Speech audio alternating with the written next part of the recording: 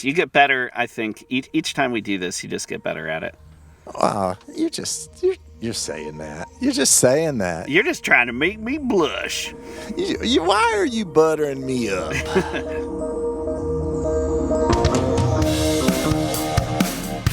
Hey everyone, it's Elliot. And Todd. Welcome to Two Designers Walk Into a Bar, an ongoing conversation about pop culture and iconic design.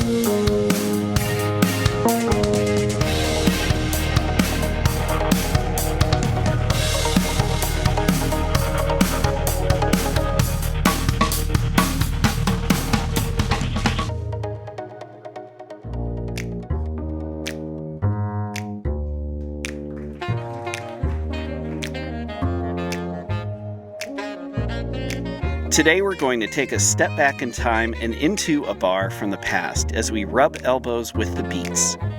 We may be in Greenwich Village. We could be in North Beach. Wherever our bar is for you, it's home to the hippest cats and the coolest kittens. So ask the bartender for some reasonably priced Chianti, wave the cigarette smoke away from your face, and dig the crazy scene right alongside us here in the bar.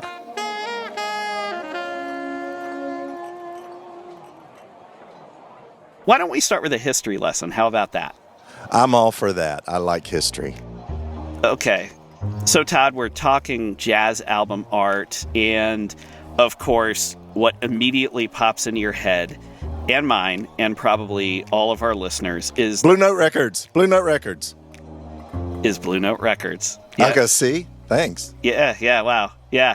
I'm sure the listeners who were saying, oh, I think it might be... And then you steamrolled them. I beat them. You did. When we're at the bar, you're very quick with your answers. I wish you were that quick in terms of getting us more drinks. But that's another argument for another time, I think. Well, I'm practicing for our Family Feud debate. Okay. Debut. Right. Yeah. Right. I think we could do that. All right. Okay. Seriously, Blue Note Records is the only one, right? No, I mean there are several others. We'll get into that. We'll talk about that a little bit. But I would say Blue Note is the standard bearer, right? I mean, many iconic albums. I think in the mind's eye of most people, certainly jazz fans, when they think of excellent and iconic album art, it's Blue Note Records.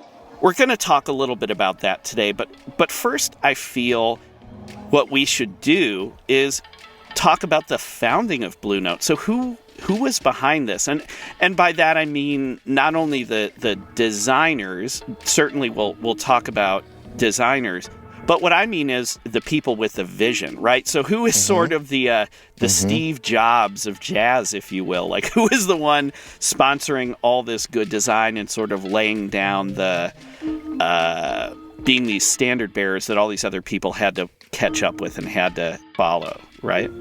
Good question. Good question. I hope you know. I don't know. I'm assuming it started like in Harlem or somewhere like in New York City, but I know nothing about its origin. No, but this is great. Okay. It did start in New York, so very good. I know you love a scene. I know you love New York. I do love a scene, yes. You triangulating on this is no surprise to me, no surprise to longtime listeners either, I'm sure. So let's talk a little bit about the history of Blue Note real quick. And what I'm going to do is, rather than do something butchered and ham-fisted, which is what, again, longtime listeners are used to, Didn't that used to be the name of our podcast, Butchered and Ham-Fisted? It did. It might be again after this episode. We'll have to see. Actually, that might be... Hey, quick plug for those of you who haven't left your review on Apple Podcasts yet. The door just swung wide open. There you go. Nothing but green field on that one. Okay. Anyway, so I want to talk about it using an excerpt. There's a wonderful website I found called You Discover Music with the letter U. We'll put this link to the full article on our episode page. But really wanted to just read a couple paragraphs from the origin story of Blue Note Records. Okay. All right. Ahem. Sibilance. Okay. Here we go.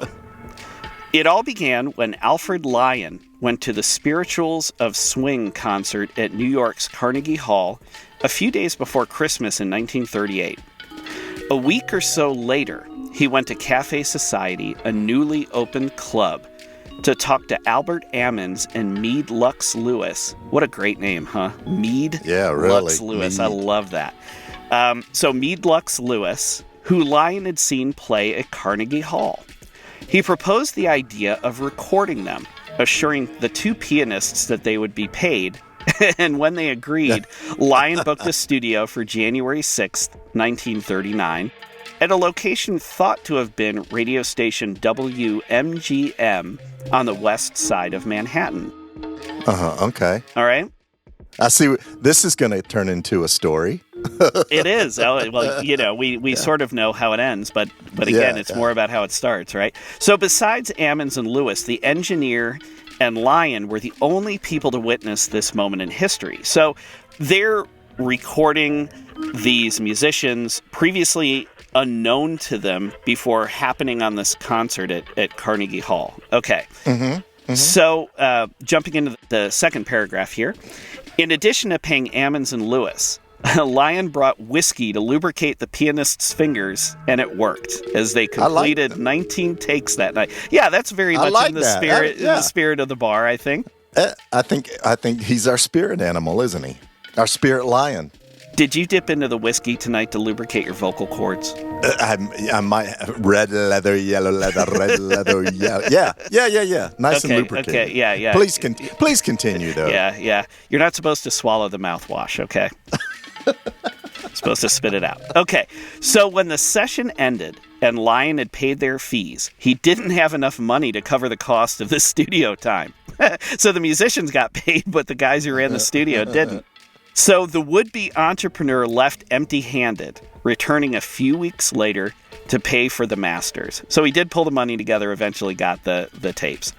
Later, while listening to the discs at his apartment, he knew this music deserved to be more widely heard. I said tapes. Obviously, it's not tapes. This is pre-tape. According to Lyon, quote, I decided to make some pressings and go into the music business, unquote. So that's really how it all started. He just discovered jazz and wanted to do more with it. So who was this Lyon? His name was Alfred Lyon. Who was he? Was he like a music impresario or something? Hardly. Okay. So remember how we talked a little bit about, in past episodes, the Bauhaus guys, and we talked a little about Black Mountain College? So he was sort of in that same cohort as well. Not with them, but in the sense of he was a German immigrant who came to America in the 30s to escape the Nazis. And then, obviously, in 1939, about a handful of years after coming to the U.S., he started up this jazz label. So we're going to talk a little bit about the photography, the photography specifically of the musicians in this album art. Now, this is where it starts to get interesting. So he later takes on a partner, another exile from Germany, a guy named Francis Wolff. So Francis Wolff is his partner, and because of that, Wolff is sitting in on all these recording sessions. So because he's there, he starts taking photos of them, these black and white photos. And it's while they were recording, they were actually working. These were very slice of life shots. They weren't posed. Right. The only way they were posed would be, say, if one of the musicians at that moment when they were laying down their part of the track, they weren't actually playing, you naturally sit aside and you wait for your time to pop back in. He might take some pictures of them resting in between movements or whatever you'd call it in jazz. So he would get just all of these candid photos. And the irreverence and sort of the hip shot nature of those is one of the reasons that they became so interesting as a design element.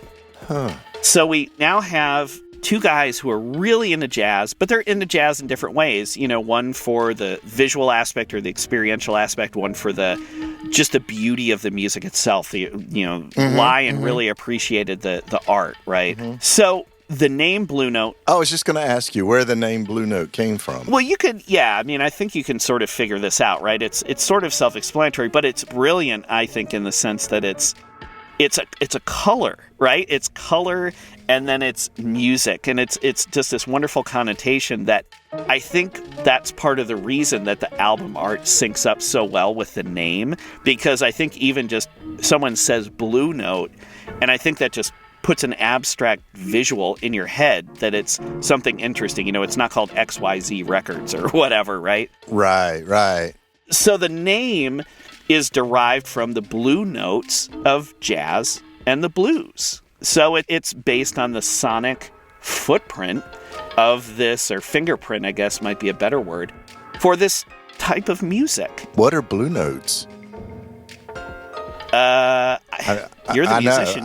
Well, yeah, I know. That's why I'm asking. I imagine that's I'm making this up, but I would. And if you are a jazz or blues musician, please let us know. But I imagine it's things like grace notes that add the color and the tension and the sweat to the music. The tonality, those sorts of things, right? Yeah, it's sort of what gives jazz its flavor, I think, or the blues its flavor. Okay. Yeah. So the label then was also noted for its role in facilitating the development of hard bop, post bop, avant-garde jazz.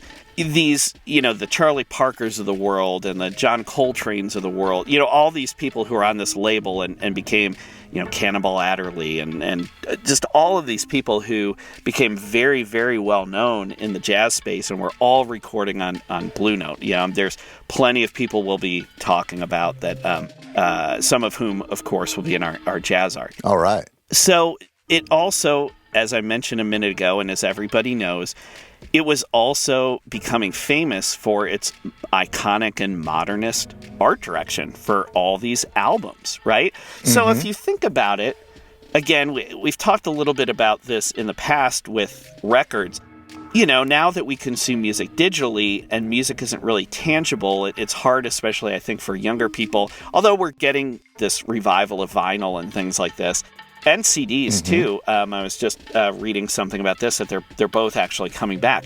So I think there's this certain appreciation for tangibility with music. And so thinking about the shelf appeal and everything, when you were going to a record store and you were looking through the bins, or you saw things up on the shelf or up on the wall, almost like book covers, you wanted something that would communicate, right? Magazine covers. Exactly. Like you wanted something to tell the story to entice the buyer. Now, I'm not certainly an expert on album art, but in my mind, that is the era where I think album art started kind of coming into its own. Like, before that, it was it probably a picture of the artist, maybe, or just some kind of overly used artwork, something traditional. But it seems like Blue Note is one of those labels, and at that time where the artwork started having its own voice and mimicking the music. Yes, I will agree with that. So they didn't invent the album cover in terms of original art. We'll talk about that in a little bit. But I think what they did do is they certainly took it out of the utilitarian, right? So a lot of times what record labels would do, and this is probably to save money as much as anything else, you would have like a standard album jacket, like a sleeve, like the true sense, like a sleeve, like wax paper or something.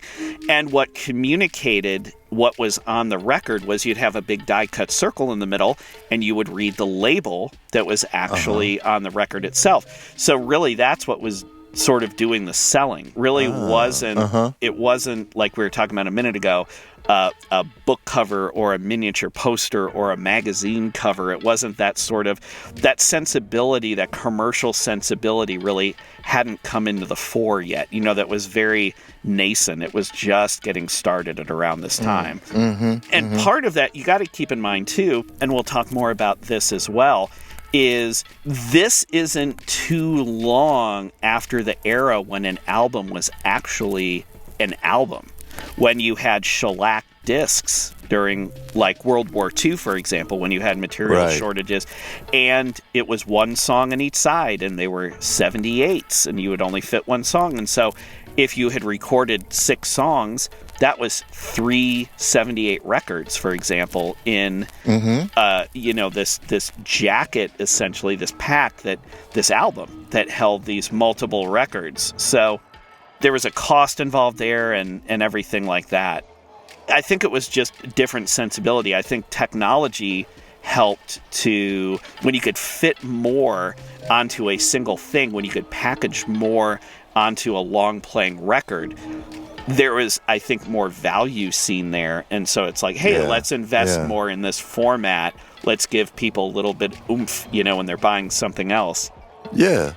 I imagine the market is starting to get a little more competitive, too, because of the accessible technology there. So more people are making albums, so they have to find ways to make them stand out more. Exactly. So they become known, Blue Note becomes very known for this art direction. They began recording and releasing modern jazz in 1947. Modern, in what we tend to think of jazz being, not like swing music or these older forms of jazz, but like we're talking about, like bebop, hard bop, like what we think of as more traditional mid-century jazz music. Yeah. And they grew to be one of the most prolific, influential, and respected jazz labels of the mid-20th century. And again, I think the fact that the look and feel of these albums are in the mind's eye of most people, the fact that we can sit here and we can start naming, even though you and I are not dyed-in-the-wool jazz heads, we can name a bunch of musicians who are on this label. Yeah. Mm-hmm. And they're household names in terms of the world of music. And they have, of course, influenced, subsequent generations of musicians in and outside of jazz, right? Miles Davis, how many people did he influence? Or Herbie Hancock. Charlie Parker. The list goes on. Dizzy Gillespie. I mean, Thelonious Monk. The list just goes on and on and on. Yeah. So how did they make this shift? In the mid-40s, what made them say, we shouldn't be recording this old stuff that we've been recording for 7 or 8 years. We should really be looking at this new stuff. Mm-hmm. So this was sort of a piece of dumb luck. There were 2 things that happened, 2 pivotal things. So the first was in July of 1944. A new name appeared one day on their studio log. A guy, and this is such a great name, a 25-year-old tenor saxophonist named Ike Quebec. I love that name. You can't make this stuff up. Yeah, Ike Quebec. Take off, Hoser. Yeah. I think he was American, though. Oh, well, he could still. Plus, if you're going to say that, I need to have more of a French accent. But if with a name like Ike Quebec, come on. You're an honorary Canadian. True. Say that 5 times I do fast. love Canadians. Oh, I do know. love Canadians. I know you do. Whether or not they love you is open for debate, I think. That's true. I just wanted to put it out there for international relations. But please, say more about Mr. Quebec. Quebec. So he had Ike Quebec's swing tet. So that's who was going to be recording at the studio. And so it was a swing-based band. So it was still traditional. We're talking about the shift to non-traditional, the more modern music, right? Uh-huh. So, as we mentioned, bebop was the latest craze in jazz. And Quebec had become, because of Blue Note's reputation, he had sort of become an unofficial A&R guy to Blue Note. So artist and repertoire, for those of you who don't know what A&R means. So they're kind of the liaison or the go-between between the artist and the label itself, right? So he's connecting Blue Note to different artists. And the first of these quote-unquote new artists to record was a singer named Babs Gonzalez. Oh, no, that's a name too right there. That's a good name. Oh, wait, it gets better. Okay. So this guy, apparently, he was also Errol Flynn's chauffeur. He was his former chauffeur. So he goes from being Errol Flynn's chauffeur to being a jazz star, right? Yeah, he's like, well, I can do chauffeuring, I can do jazz stuff, yeah. I can paint houses, I can, do some doctoring, and yeah, it's more like what can't I do, right? Babs Gonzalez, man of many, many talents. Babs Gonzalez, Esquire. That's right. Yeah. So he embraced the basics of bop And then when he recorded this song, and this is a great song called Oop-Bop-Ba-Da. Have you ever heard that? I don't know, but I like that title. Oh, it's wonderful. I would buy it just because it's called Oop Bop a Dop by Babs Gonzalez. Yeah, well, it's actually by 3 Bips and a Bop. So that was the name of the group that recorded. We will post somewhere, I'm not sure when, probably in our last episode about the Beats, I am going to talk a little bit about a box set that came out, probably 20 years ago now from Rhino Records. And it's this very affectionate look back on the Beats and everything that was going on at the time. And that song, the reason I'm familiar with that track is it is in that box set. Oh, okay. So they nailed it. Yeah, it was really, really great. So, Oop-Bop-A-Da by 3 Bips and a Bop. Okay, and that was in 1947. You did that really well. Are you a bip or a bop? Well, when you were singing that, I think I'll say I was a bop. Okay, you got to think about that. Yeah. Well, it's 3 Bips, and I don't know who they would be, but since I'm by myself, I'll say I'm a bop. Okay, good. I mean, that's just syntax, but. Okay, so you said that there were 2 pivotal events, and obviously Errol Flynn's former chauffeur was one, right? Yeah, well, yes. Yeah, and I mean, whether or not Errol Flynn was actually ever driven to Blue Note, I don't know. That might have been lost to the sands of time. But yeah. The second thing is Quebec helped introduce Lion and Wolf. So remember, those are the 2 partners of Blue Note. The owners, right? Yeah, to Thelonious Monk, to the music of Thelonious Monk. Name sounds familiar. Yep. It should. Very well known. And then a few months later, Art Blakey and his Messengers, which is another name that should sound familiar, they made their first recording for the label. And Blakey would remain a staple of the label for the next 15 years. So he was like one of the house acts. So he fell in love with Blue Note. He was very good to Blue Note. I think Blue Note was very good to them. So as we wrap up and we transition into specific album art that we love, I want to end our introduction to Blue Note with a motto that was created by Lion that still guides the label today, because Blue Note still exists today. This was sort of his manifesto. I think he should have let Babs Gonzalez write the motto. Well, maybe Babs Gonzalez sang it. I mean, I'm just gonna read it, and that'll probably. Okay. I don't know if that'll disappoint listeners or if they'll be relieved. But either way, I'm gonna read it. Okay. So, Blue Note records are designed to serve the uncompromising expressions of hot jazz or swing. Direct and honest hot jazz is a way of feeling, a musical and social manifestation, and Blue Note records are concerned with identifying its impulse, not its sensational and commercial adornments. Okay. So, wow. I think it's very interesting. If you parse that a little bit, you and I talked a minute ago about how album art was very commercial and it was very, hey, look at me, whatever. Right. But if you read into this statement, he's almost saying the opposite.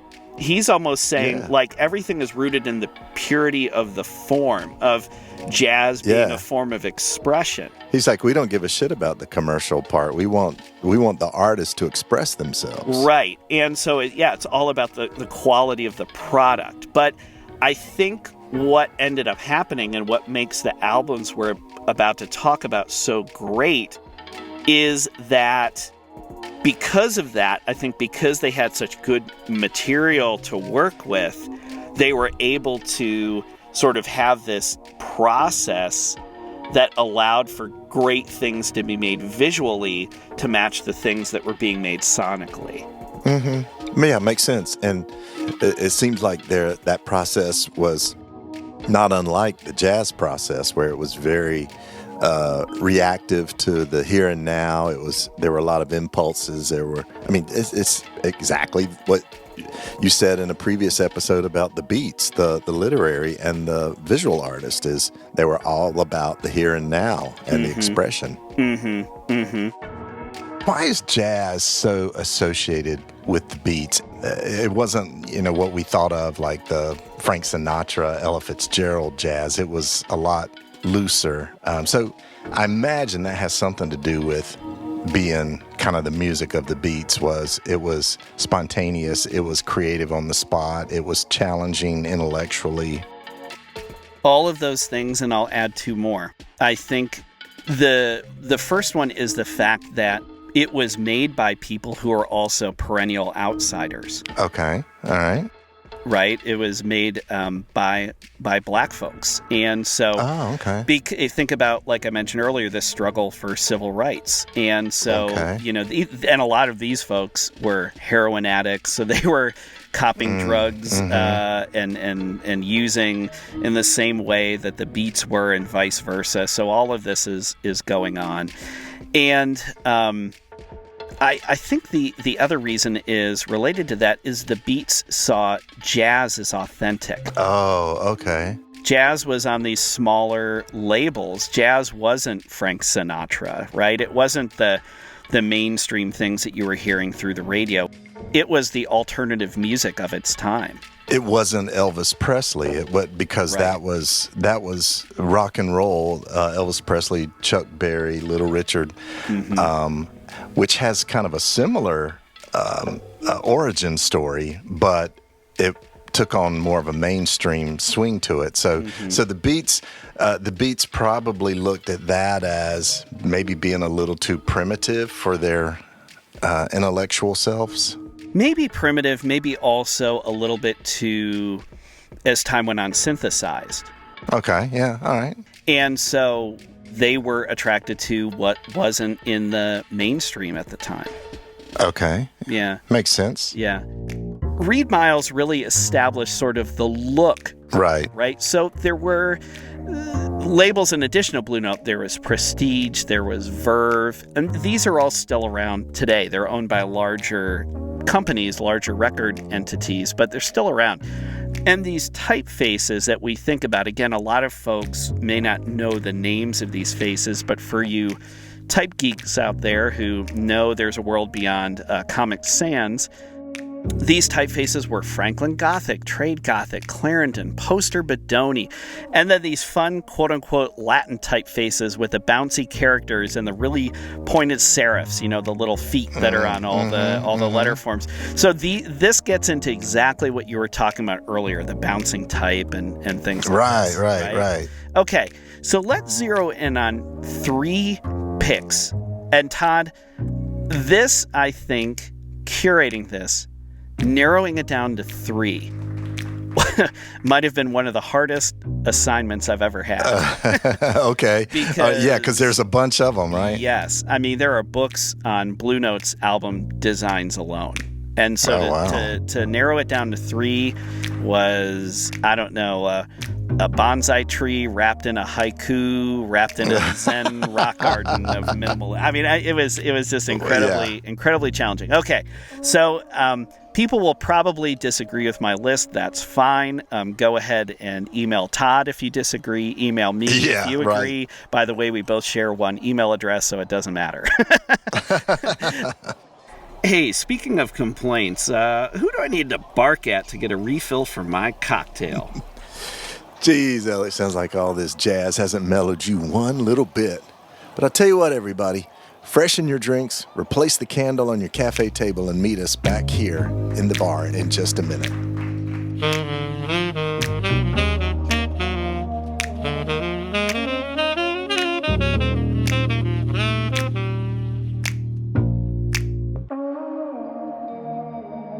Hi.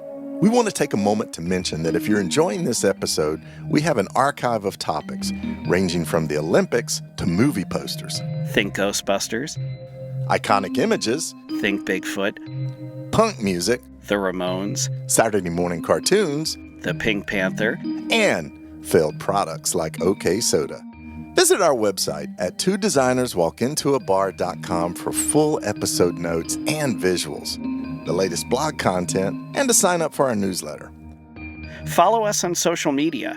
We can be found on Facebook, Instagram, Twitter, LinkedIn, and YouTube. Find the links on our website or search using the phrase 2 Designers Walk Into a Bar. Most importantly, leave a review on Apple Podcasts. It helps more people like you find podcasts like this. And tell a friend about us. Send them a link to our podcast from your listening platform of choice. And if you're inclined, buy our merchandise. Stickers, coasters, magnets, t-shirts. We're designers. We make good stuff, and it helps support the show. Get in touch.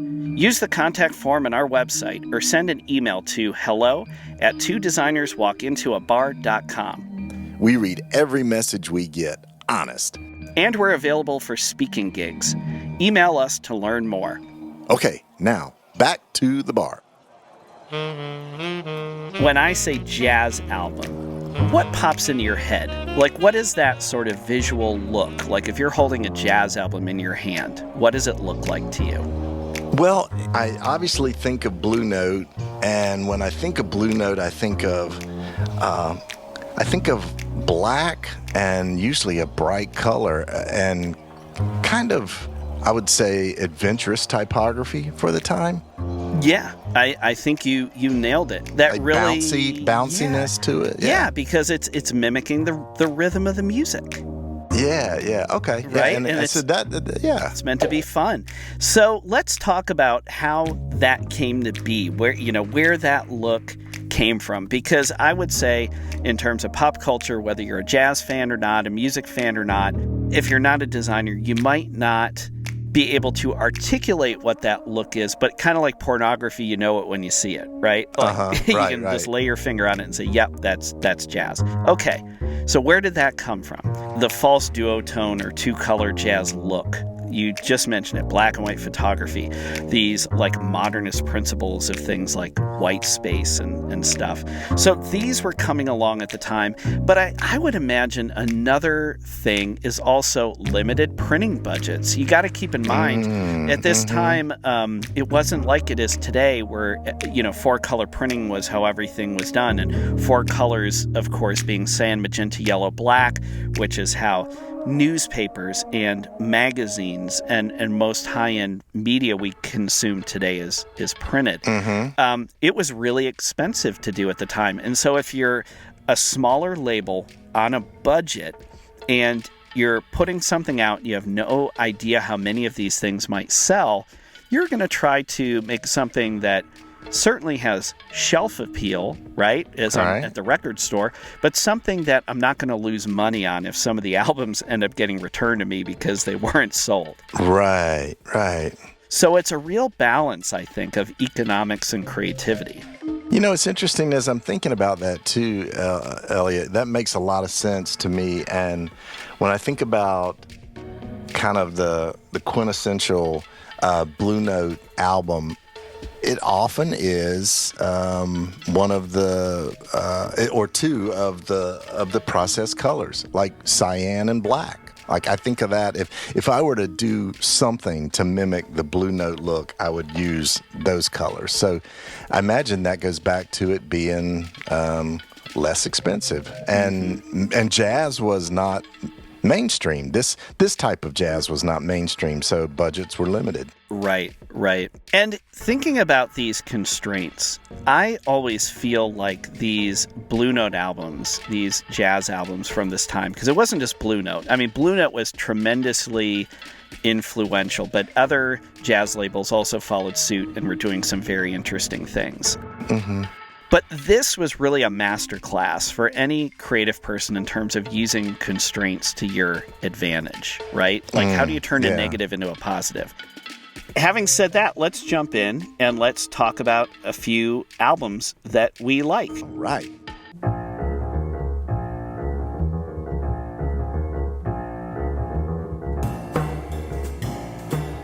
Okay, so the first one is an album on Blue Note that Reed Miles designed by Lee Morgan. And this is called Leeway.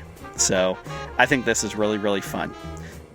This was released in 1961. And Morgan was a trumpet player, for those of you who don't know who he was. Classic two-color idea, what you just talked about, with sort of a red-orange. So for those of you who are fans of the Dukes of Hazzard, kind of General Lee-looking red-orange, and then black inks. And then the album title is this beefy slab serif typeface in white. It's actually that Clarendon typeface I mentioned earlier. And it's broken onto 2 lines, Lee and then dash and then way on the line below it. And it's knocked out of this red-orange background. So everything is black except the title, which is in white. And then one other thing that I'll get to in just a moment. This is, in my opinion, sort of a masterstroke in terms of this design. To the right of the title is a slim vertical rectangle rotated about 10 degrees clockwise with a grayscale photo of Lee Morgan inside. He's got his trumpet at his lips, and his eyes are cutting a glance sideways to the left, looking right at his name, which is the first line of the title. It's so brilliant because you're always thinking, well, what is he looking at? And it just directs you right back to the title. So smart. Yeah. And then above this rectangle, in a bold condensed typeface, Franklin Gothic, again, to you type snobs, are the names of the musicians featured on the record. And they are all in black. But Lee's name, which is the first one in the list, is in white. So Leeway, Lee Morgan are the only things in white knocked out against this red-orange background. Everything else is in black, and so it's just set back a little bit visually. So smart. So this provides a great aha visual link for the person considering buying or enjoying listening to this album. I get it. Lee Morgan plays the trumpet on this album. You can really start to connect the dots, but it's not in this sort of pedantic way, right? And then the Blue Note logo, again, is this iconic lockup of shapes and words. It's printed in black, and it's tucked into the upper left-hand corner, and it really works to balance everything out. Otherwise, it'd be this big vacant area sort of in the upper quarter, the upper left-hand quarter of the layout. So again, you take a disadvantage. Hey, you got to have this logo on here, and you use it to your advantage as a creative person, which I think is great. And given the background color and the treatment of the photos and the names, I'm reminded of a struck match. It really looks like it's, the photo is the... It looks like a matchstick. Yeah, a matchstick. Yeah. And then the head of it is the musicians. Yeah, so it's like, this is fire. This is going to be hot, right? And then that's influenced or reinforced, I should say, by that red-orange background. So this, to me, is so much fun. I mean, what do you think about this?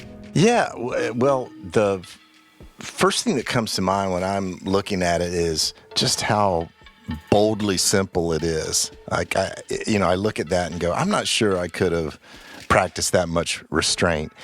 I'm not sure that I would have been happy with a giant title of the album, Leeway, which is not even capitalized. It's all lowercase and has a hyphen in it. Like, I mean, sure, there was plenty of room to not have that one word broken into 2 lines. Yeah, it's a 6-letter word.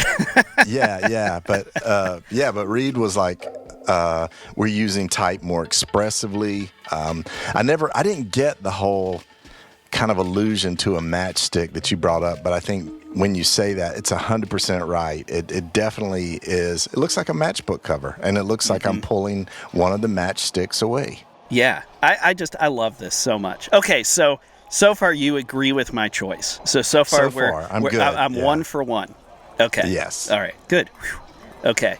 Well, that's good. But so far I'm still potentially failing. That's only 33%. Okay. We got all that jazz going on here today. All that jazz. Hey, I'll tell you what, Todd, speaking of all that jazz, now that we're out of time with this episode, I see the bartender motioning for last call. How about this? How about we stick a pin in this and we come back next time with our other 2 jazz albums that we're going to talk about. I promise they are good.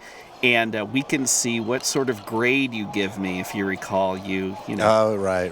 You want me to get a 100, or well, I think, good intentions. I want to get a 100. I assume you're an overachiever, yeah. So you want a 100. Yeah, I want to get a 105 then.